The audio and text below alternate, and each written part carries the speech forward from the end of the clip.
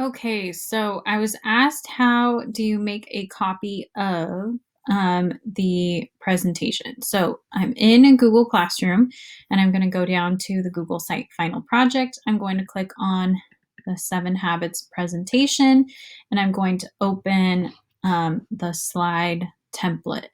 So this is the template that I made for students. To make a copy of this, you're going to click File and you're going to click Make a Copy, and you'll say Entire Presentation. And you're going to move it to your Drive.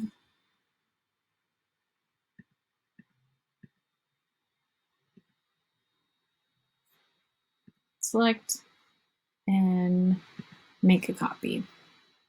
And then you start editing. And then on Google Classroom, you're going to upload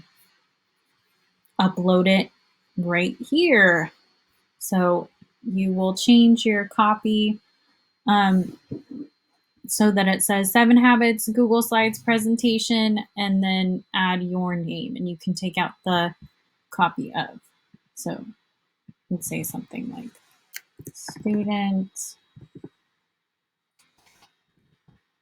7 Habits Google Slides presentation. There you go. If you have any questions, just let me know.